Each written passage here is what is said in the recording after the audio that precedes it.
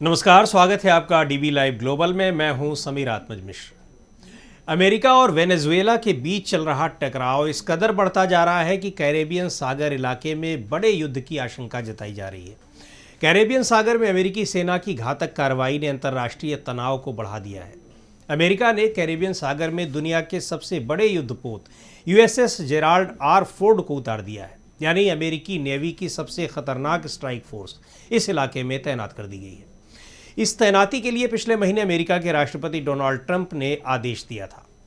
Caribbean सागर उत्तरी Atlantic महासागर का एक हिस्सा है जो मध्य अमेरिका, दक्षिण अमेरिका और कैरेबियन द्वीपों के बीच स्थित है। ये एक बड़ा समुद्री इलाका है जो मैक्सिको की खाड़ी के दक्षिण में और सारगासो सागर के दक्षिण पश्चिम में है।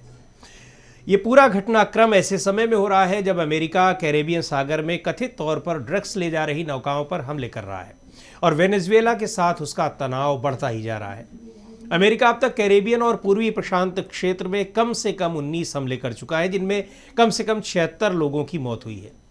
हालांकि अमेरिका इस बात का कोई सबूत नहीं दे पाया है कि इन हमलों में नष्ट हुई नावें अवैध गतिविधियों में शामिल थीं। यही नहीं, अमेरिका ने इन हमलों में मारे गए लोगों की जानकारी भी साझा नहीं की है। निश्चित तौर पर अमेरिका के इस कदम से कैरेबियन सागर में तनाव बढ़ेगा। वेनेजुएला के राष्ट्रपति निकोलस मादुरो और अन्य अधिकारियों ने अमेरिका पर संकट पैदा करने और देश की वामपंथी समाजवादी सरकार को गिराने की कोशिश करने का आरोप लगाया है। वहीं अमेरिका की इस आक्रामकता का कनाडा और ब्रिटेन भी विरोध कर रहे हैं।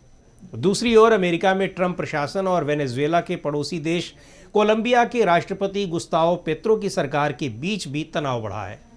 ट्रंप पेत्रो के लिए बेहद खराब भाषा का इस्तेमाल कर चुके हैं।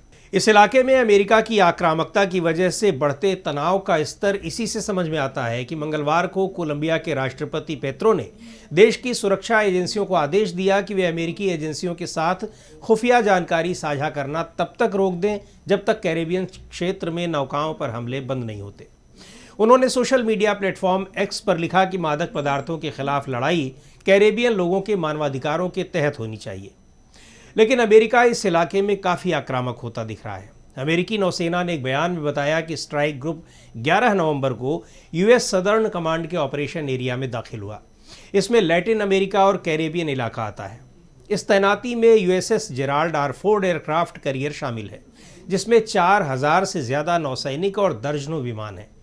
इसके साथ मिसाइल डिस्ट्रॉयर जहाज़ और अन्य नौसैनिक पोत भी शामिल हैं।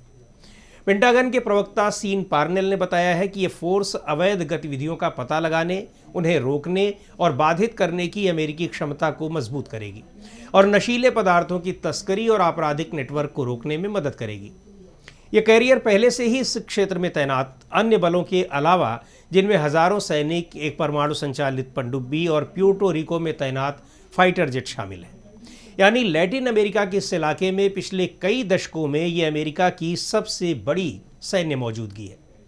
अमेरिका लगातार इस इलाके में कथित तौर पर ड्रग्स से जुड़ी नौकाओं पर हमले कर रहा है। ट्रंप प्रशासन का कहना है कि ये हमले अमेरिका में ड्रग्स की तस्करी रोकने के लिए ज़रूरी हैं। इस हफ्ते की शुरुआत में अमेरिका ने प्रशांत क्षेत्र में 2 और हमलों की घोषणा की, जिनमें 6 लोगों की मौत हुई। इन हमलों ने न सिर्फ कोलंबिया और वेनेजुएला की सरकारों के साथ तनाव बढ़ाया है, बल्कि मानवाधिकार और न्यायिक प्रक्रिया के उल्लंघन को लेकर भी चिंताएं जताई जा रही हैं। ट्रंप प्रशासन ने कोलंबिया पर भी प्रतिबंध लगाए हैं और राष्ट्रपति पेत्रो पर आरोप लगाया है कि वो ड्रग्स तस्करी समूहों के प्रति नरम रुख रखते हैं। हालांकि मंगलवार को कोलंबिया की सेना ने बताया कि उसने अमेजन इलाके में ड्रग्स से जुड़े एक गुरिल्ला संगठन पर हवाई हमला किया, जिसमें 19 लोग मारे गए। वेनेजुएला का कहना है कि ड्रग्स तस्करी के नाम पर अमेरिका वहां की सरकार को गिराना चाहता है और अपनी पैठ बढ़ाना चाहता है। वहीं कैरेबियन सागर में अमेरिकी सैन्य कार्रवाई को लेकर ब्रिटेन और कनाडा दोनों देशों ने गंभीर चिंता जताई है। ब्रिटिश खुफिया एजेंसियों ने तो अमेरिका के साथ संदिग्ध ड्रग तस्करी नौकाओं की जानकारी तक साझा नहीं कर रहे हैं। ब्रिटेन को आशंका है कि उसकी दी गई सूचनाओं का इस्तेमाल अमेरिका घातक हमलों के लिए कर रहा है। ब्रिटेन ने इसे लंदन अंतर्राष्ट्रीय कानून का उल्लंघन कहा और खुद को अमेरिका की किसी भी कार्रवाई से अलग कर लिया है। वहीं अमेरिकी आक्रामकता का जवाब देते हुए वेनेजुएला ने भी कैरेबियन सागर में सैनिकों, हथियारों और सैन्य उपकरणों की बड़ी तैनाती शुरू कर दी है। वेनेजुएला के रक्षा मंत्री व्लादिमीर पात्रिनो लोपेज ने मीडिया को बताया कि देश की थल सेना, नौसेना, वायुसेना और रिजर्व बल बड़े पैमाने पर सैन्य अभ्यास कर रहे हैं। उन्होंने इस अभियान को अमेरिका की साम्राज्यवादी धमकी के जवाब में उठाया गया कदम बताया है। वेनेजुएला के इन सैन्य अभ्यासों में नियमित सैनिकों के साथ साथ बोलिवेरियन मिलिशिया भी हिस्सा ले रही है, जो पूर्व राष्ट्रपति ह्यूगो शावेज की बनाई हुई एक नागरिक रिजर्व फोर्स है। लेकिन अमेरिकी आक्रामकता की वजह से इस शांत इलाके में युद्ध की आशंकाएं बढ़ती जा रही हैं और इसके लिए मुख्य रूप से अमेरिका और ट्रंप को ही जिम्मेदार बताया जा रहा है। विशेषज्ञों का मानना है कि ये पूरा सैन्य अभियान वेनेजुएला और कैरेबियन इलाके में अमेरिकी दबाव बढ़ाने की रणनीति का हिस्सा है। अमेरिका पहले ही कुछ ड्रग कार्टेल्स को विदेशी आतंकी संगठन घोषित कर चुका है, जिससे वो किसी भी सैन्य कार्रवाई को वैध ठहराने की कोशिश कर रहा है। यहाँ तक कि संयुक्त राष्ट्र के मानवाधिकार प्रमुख वोल्कर टुर्क ने भी अमेरिकी कार्रवाइयों को अंतर्राष्ट्रीय कानून का उल्लंघन बताया है। यही नहीं, अमेरिकी दक्षिणी कमान के प्रमुख एडमिरल एल्विन होल्सी ने तो इस अभियान की वैधता पर ही सवाल उठा दिया है और सवाल उठाते हुए उन्होंने इस्तीफा देने तक की पेशकश कर दी है।